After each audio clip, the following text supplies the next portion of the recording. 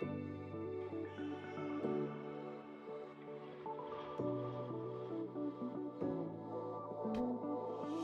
everyone, and welcome to the Missing Link for SLPs podcast. I'm Maddie, your host, speaker, and very passionate speech-language pathology advocate.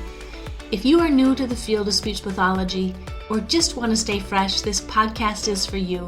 Here, I will share with you my wisdom and experience of more than 23,000 hours of one-on-one skilled intervention working around the world as an in-the-trenches medical SLP. And now, as an assistant professor for an accredited CSD program, I want to help you see the big picture of what you're doing and connect those small dots of what you know and how to apply it in your practice. Those missing links, helping you be the best, most confident, and most effective SLP you can be. There's no better time than now to freshen up. You totally got this.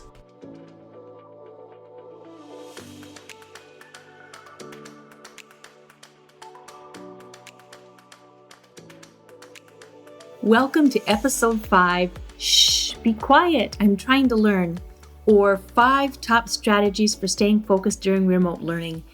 As a college professor, I have really seen my students struggle with learning how to shift out of their apartments, their dorm rooms, the grad labs, all of those places, and shift their learning to home. And it's been a struggle for all of us. So this episode, I want to talk about ways to maximize your remote learning space and your remote learning journeys and challenges and struggles. So, quick story, when I sit to study, my husband and my daughter know that I need it quiet.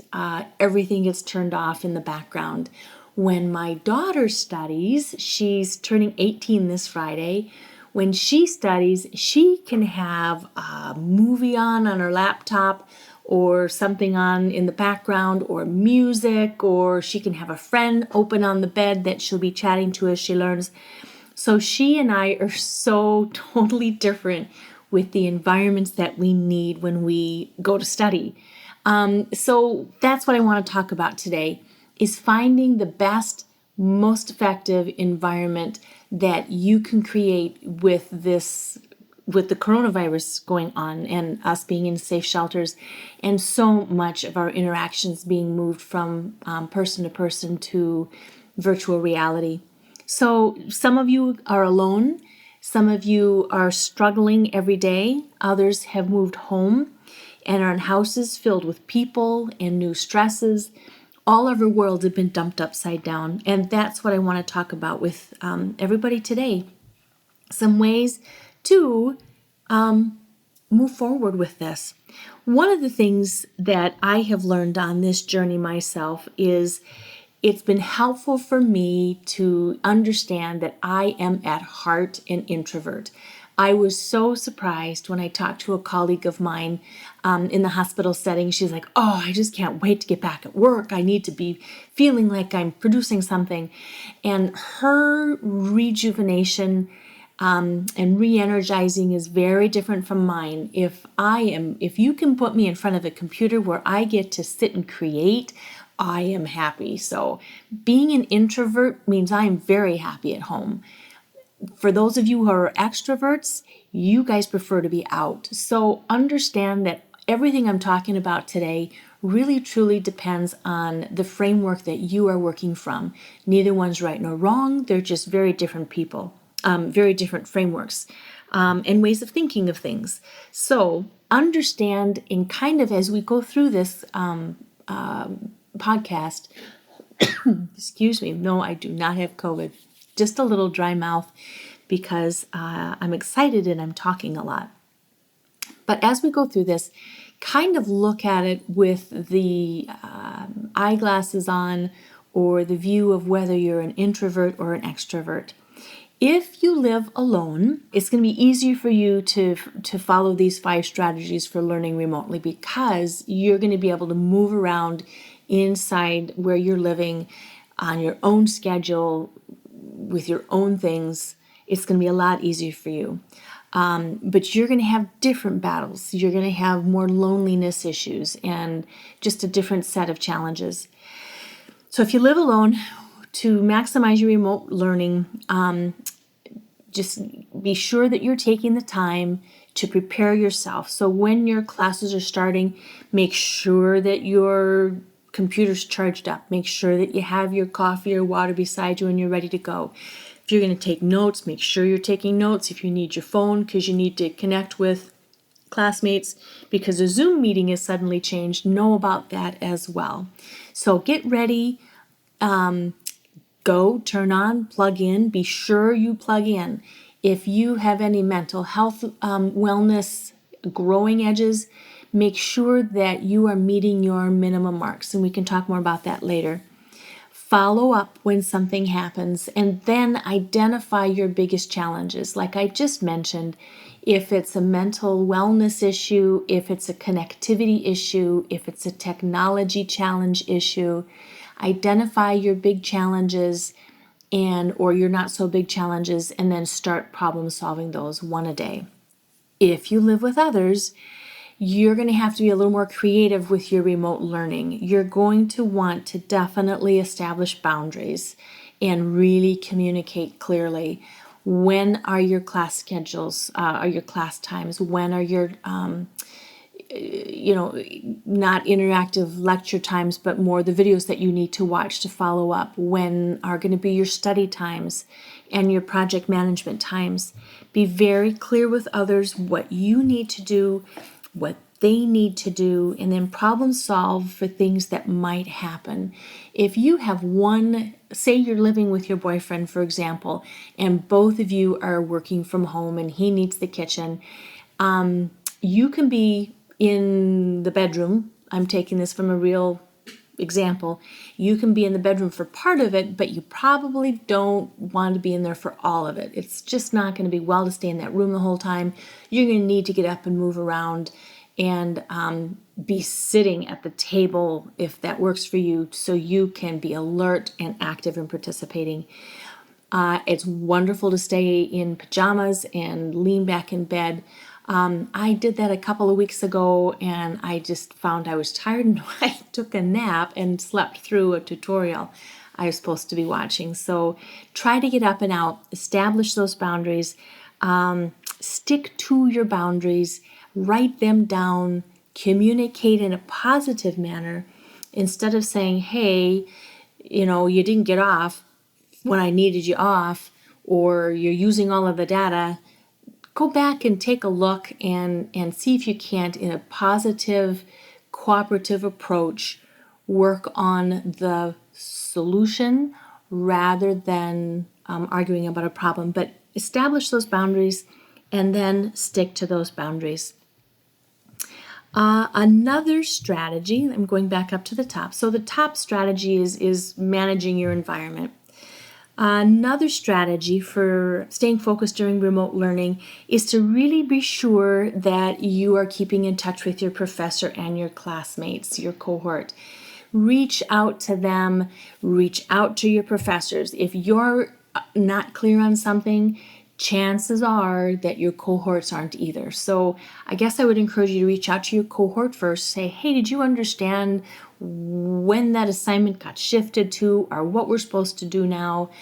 If you're still not clear on it, a lot of my students will say, hey, professor, my cohort's not clear on yada, yada, yada.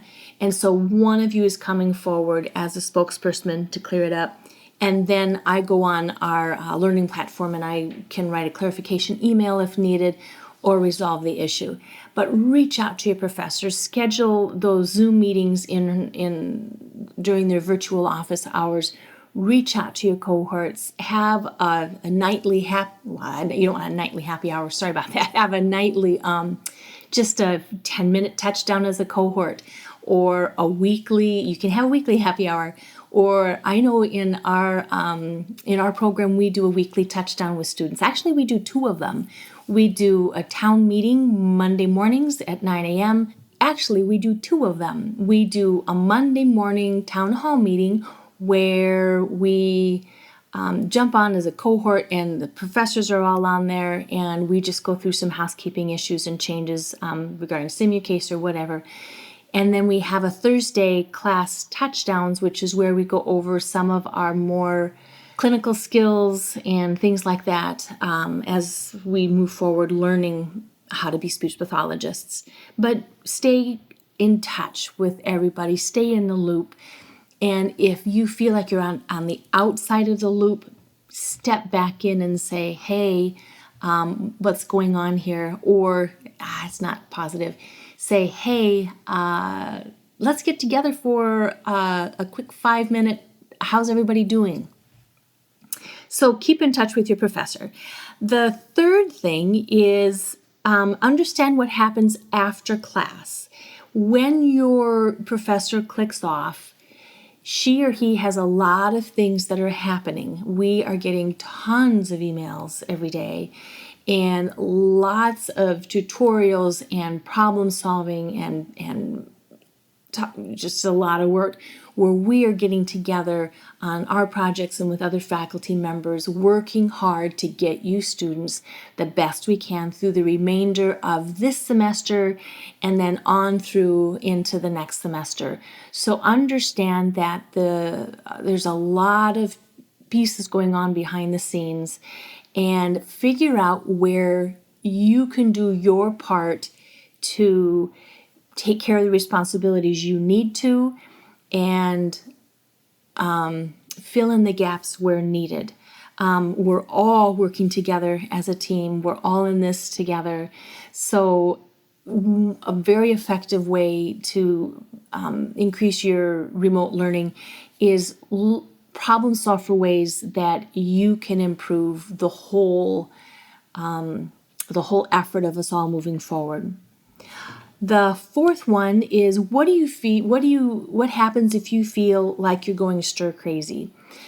So the fourth strategy is attend to your mental wellness. This means following a regular sleep schedule, staying active and going for walks and eating healthy and drinking healthy and maintaining those relationships. It's also very important that if you have mental health growing edges, I call them, reach out to a counselor or a very good friend and address those issues. If you feel like you are increasing in depression or anxiety, reach out to the appropriate people, please. It is very normal, very, very normal for all of us to have these feelings that we're not used to. This is a new normal for us. And hopefully it's not going to be a permanent normal. But I myself have been surprised at the emotional toll that this has had on me. Being an introvert, like I mentioned at the very beginning, I'm happy staying at home, but it's the difficulties I have had adjusting have surprised me. I was ready for the bigger challenges. I was not ready for the smaller challenges and the emotional toll that took. So that brings me to number 5. And number 5 for strategies for remaining focused during this remote learning period is honoring the journey that you're on. This learning to adjust has been very painful. So I have learned that to stay focused, I need those breaks. I need to pat myself on the back for the things that I've done well, and I need to cut myself some slack for things that I haven't accomplished. We are not in our natural environment, and because we're not in our natural environment, we have got to adjust and adapt. And by following these 5 strategies, we are going to be more focused on remote learning, and we're going to get more from our online classes. There are some good things that will come from this. We will have a sense of resiliency that we will, years down the road, be able to say, yes, I went through graduate school or undergraduate school, or I launched my clinical fellowship during the COVID period. There's no way to go through this other than going through it. So I have created for you a self-check-in document, and I'm going to have it available on the website soon. And it's a self-check-in, and until it's available, the columns that I made are, I have, 4 across and 7 down.